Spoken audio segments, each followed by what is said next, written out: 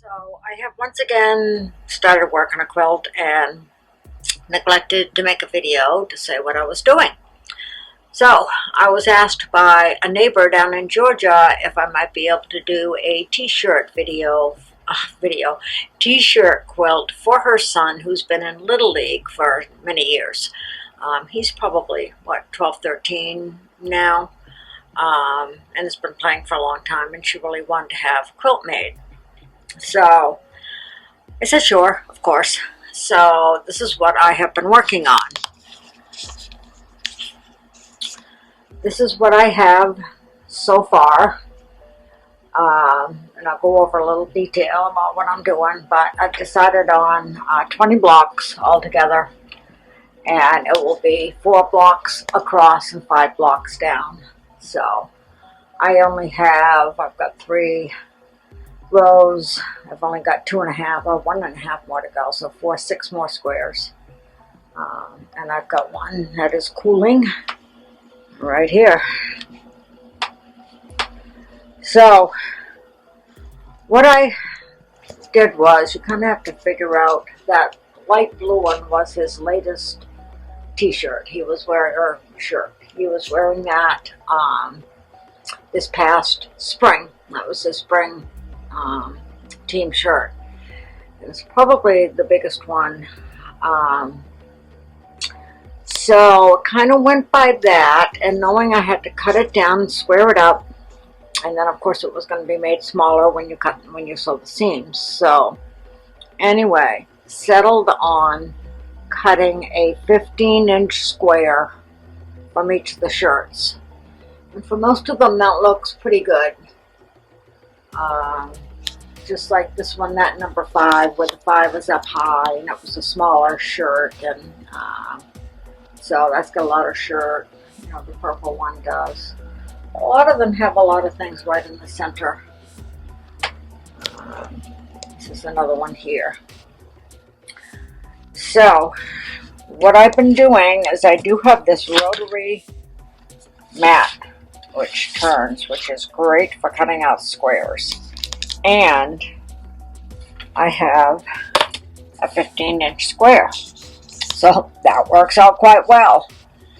Now, the blocks that are up on the wall, I do not have squared up, and they're going to be squared up to a 14.5-inch block.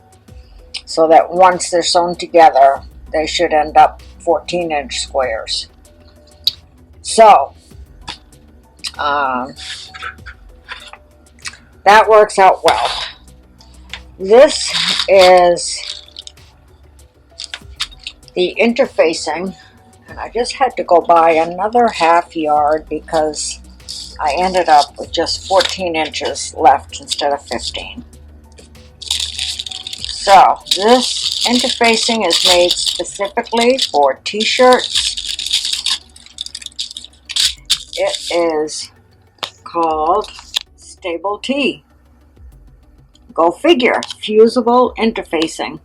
T-shirt quilts made easy. So this comes with its own set of instructions. I haven't followed them to a T, because basically what I'm doing is I'm cutting out a 15-inch square out of the shirt. I am cutting 15-inch squares out of my interfacing. However, I am then cutting the interfacing down to 14 3/4, so that the interfacing is just a little smaller than the shirt size.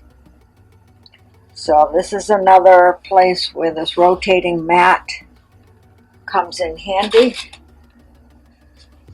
Let's see, because I'm working at a different, I'm just going to put it down here. Let's see how that works. That might work. So I've got this squared up into 15-inch square.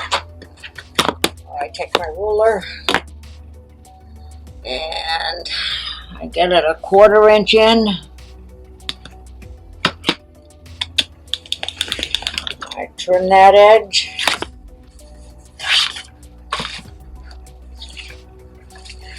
turn it around. Do the next one.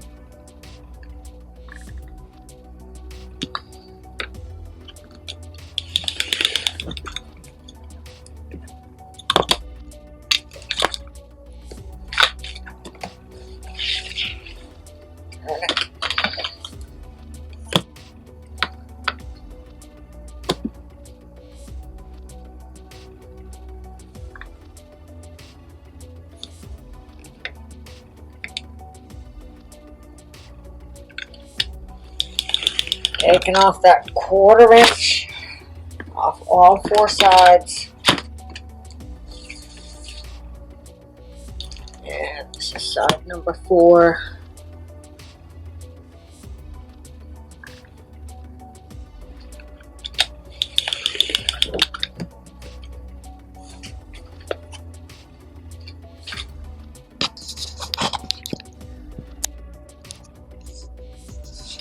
As you can see, we've got a 1/4 inch taken off all the way around.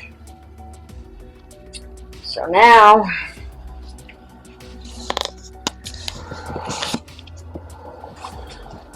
oh, I have to cut another shirt. This one's already done. Sorry about that. But you can see on this one that we have a little bit of an edge. That's just so the interfacing isn't hanging off to the side when you're pressing down and fusing it, that it's not sticking to your ironing board. These are polyester, and I was wondering if this was going to work on polyester, because it used to be team shirts were like cotton, but now they're not. They're all polyester, and I found that it does work. So this keeps the block from stretching when you're trying to make a quilt out of it. So I need to cut another shirt. We can see how that's done. So hold on and I'll be right back. So basically what I'm doing is cutting the tees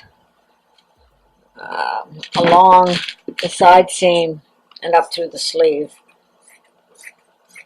so that I'm only cutting through one layer.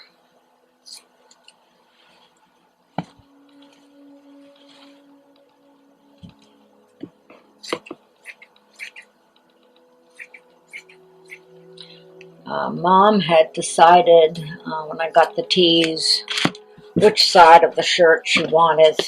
This one has his last name on it, so she wanted this side. Other shirt, she wants the front side. So it looks like he was number 25 for a while. So try to smooth the shirt out as much as I can. This is a bigger one, so I may not even go into the sleeves. Some of them that you see hanging on the wall, I've had to cut well into the sleeves. Let's see, this one just barely fit. Don't want to stretch it. Want it natural, and remembering we're going to be squaring it up anyway. So then it's trying to get whatever you're wanting to feature on the shirt square and even. That's probably just about right. We have last name has 6 letters. It's 15-inch squares, so the middle is 7.5, which is just about in the middle of those 2 letters. These are right about in the middle. Let's see, I've got 1, 2, 3, and 1, 2, 3. That's just about perfect. So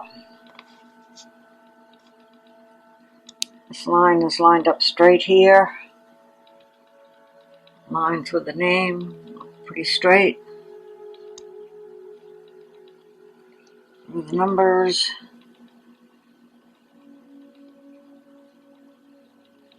Maybe just a little bit that way. That looks good. So, now we cut.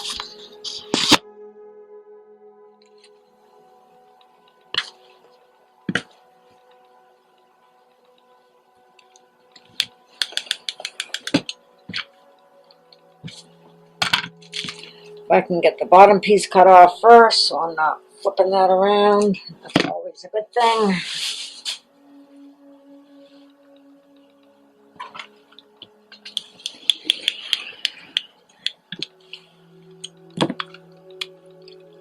Go across the top.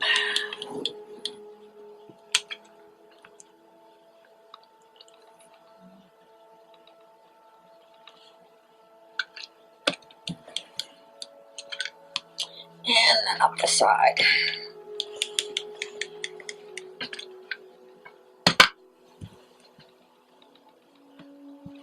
Yeah, okay.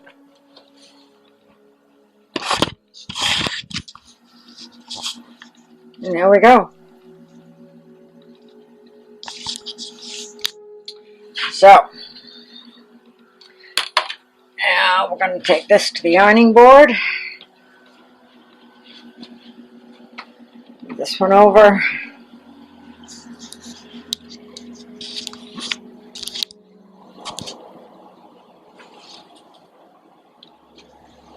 Flip it right side down.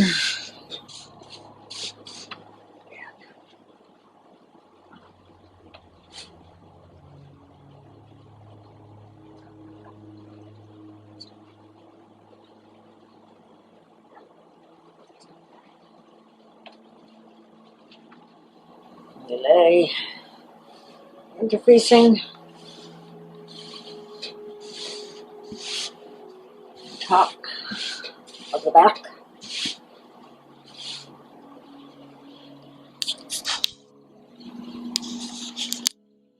So it looks like that. Now they tell you on the instructions on the stable IT to put your iron on the lowest setting where you can get steam, but you want steam. So, and then it says to press and lift for 2 to 3 seconds to get it set, and then go back over it a second time and hold it, let it steam for, it says 6 to 7 seconds. I've been doing it like 5 to 6 on these. So, iron's got to heat up again.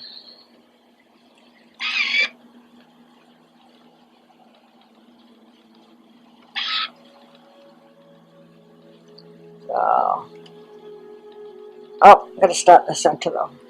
Center. Work your way down and up. 2,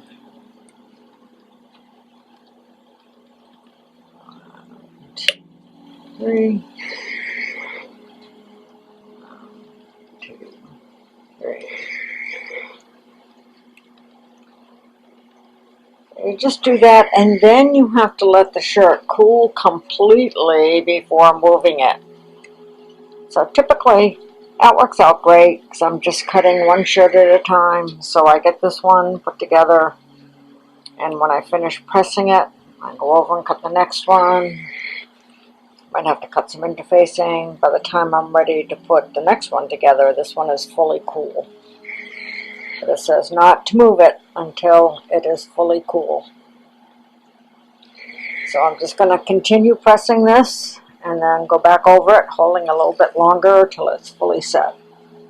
Like I say, instructions are on the sheet when you buy it.